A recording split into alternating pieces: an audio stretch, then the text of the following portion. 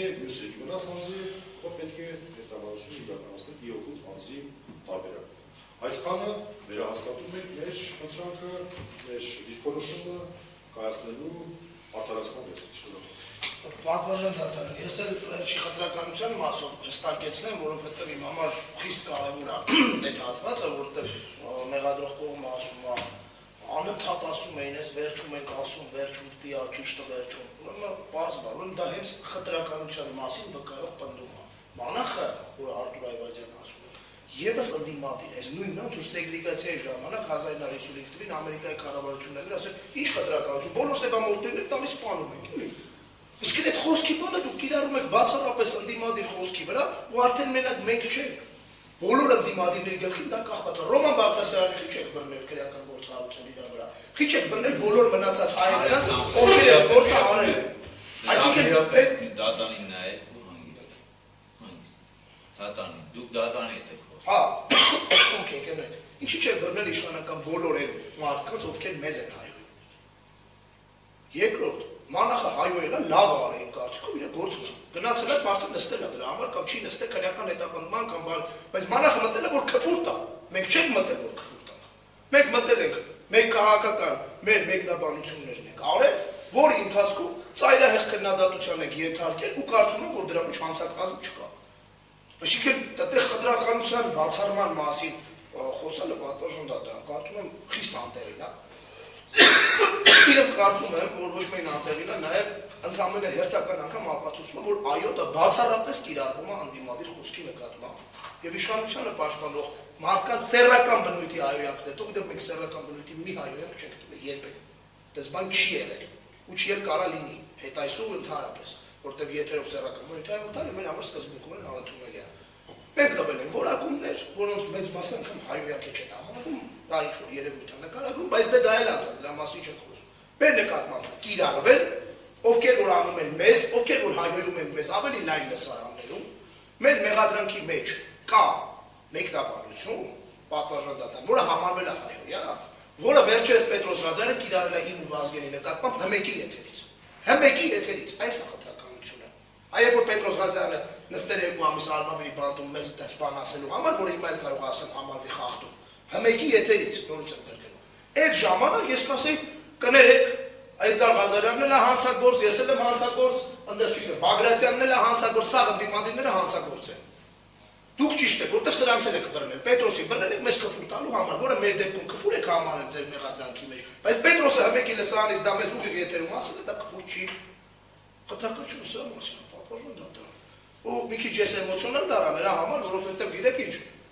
ես ամեն ինչ ընդունում եմ, արդար մրցակցային դատարանի սկզբունքներն էլ եմ ընդունում, ամեն տեսակի բանավեճի պատրաստ եմ եղել սաղ իմ կյանքում, միշտ մկլնեմ, բայց ես չեմ կարող անցալել, ոնց ասեմ, չեմ ուզում որևէ ձևակերպում անեմ, որ այս մարդկանց համար վիրավորական ընկալվի, բայց ես այդ ֆռցնելու այդ բաները անել, դες չի, էլի, այսինքն լավ հասկացանք, այսինքն նույնն է նորից եմ գրում, ոնց որ 1955 թվականին գնար Ամերիկայի կենտրոնական իշխանությունն ասել ժողովուրդ ջան, ինչ խտրականություն, հենա սաղ սերվերին հանուն լարում ենք այդ ռեստորաններից, սաղից էծում ենք, հոմենակ Մարտին Լյութեր Կինգի ու Մալկոլմ Էքսի ժողովուրդը չէ, սաղ են, հետաբար չկա խտրականություն, սեգրեգացիան ամբողջական բոլորին է վերաբերում, կամ ապարտեիդի ժամանակ ասեմ չգիտեմ, Դեկլերկը վեր կենար հայտարարել որ ինչ եք ուզում, Էնա սաղ սևերի գլուխը ջարդում ենք էլի, այս էլ այո, սաղ ընդդիմադիրներին փակում են այս ուտվածով, ու նորից մանախի արածի ու մեր արածի մեջ կա մեծագույն տարբերություն, ես այդ շատ լավ եմ հիշում, այդ մարդը ներվայնացել էր այս իշխանությունները, ինչ որ բան էին արել, իրան զինաթափել էին, թե ինչ էին արել, չեմ հիշում արդեն, ինչ էին կոնկրետալ, ինքը մտել էր որ քրֆել այդ իշխանությունները, բայց մենք չենք մտել որ քրֆենք իշխանություններին, մենք 80-քանի թողարկում մտել ենք քաղաքական քննադատություն ենք իրականացրել պոդքասթի ձևաչափով, որտեղ եղել են ռայերի տված հնարավոր թույլատրելի սահմանները, ցնցող վիրավորական արտահայտություններ անել։ Եթե քֆուրը պետք է մենակ լինի պատվաժան դատարան, խուլիգանությանը ենթակա բան, ես չգիտեմ դուք այդտեղ իրավապանական առումով քննարկում եք, մեծ մասը հասկանում եմ, բայց չեմ ուզում մտնել, որտեղ ես այդ առումով դիլետանտ եմ այդ ոլորտի, չեմ ուզում բան Բայց կներեք էլի, եթե մենակ քֆուրը մարդուն դիտանեք խուլիգանության համար դատեն, էլ ինչի ապաքրեականացվեց հայոյանքը այս երկրում։ Այսինքն եթե հայոյանքը ապաքրեական չի, մենակ քֆուրը ըստ Ուղեղադրող կողմի մեկնաբանության այս օրենսգրքում գրած է, որ մենակ քֆուր տալով մարդուն կարաս ասել դու խուլիգանություն ես արել ու տալես փագես։ Էպա էլ ինչի ապաքրեականացվեց հայհոյանքը, պատմություն դատարան։ Այսինքն ապաքրեականացվեց, որ հայհոյանքը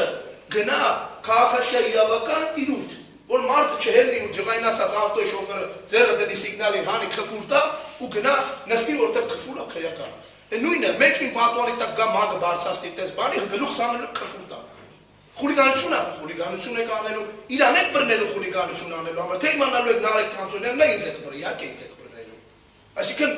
քֆուր տալը հո բան չի, այսինքն հաճո հասկացա, այդ որ մեզ քֆուր են տալիս այդ նորմալ է, իսկ քֆուր տա։ Չգիտեմ, ես կարծում եմ, որ սա աբսուրդ է իմ կարծիքով, իմ սուբյեկտիվ ընկալման մեջ, որը իրավական գիտելիքներից դուրս է արտահայտվում, ու ես կարծում եմ, որ սա պետք է հաշվի առնել, որովհետև կներեք էլի, այտենց որ լինի ամեն երկրորդ մարշրուտի շոֆերը պետք է գնա խուլիգանության համար նստի, ամեն երկրորդ մարշրուտի շոֆերին քֆուր տվողը զորօրինակ ես պետք է գնամ նստեմ օրը 5 անգամ։ Ու տենց չի պատվաժան դատարան։ Այդ չապաքրեականացնեիք, թե ապաքրեականացրեցիք։ Լավ, միտքը բաժան։ Ասեք, ինչ բան եք։ Ես կարճ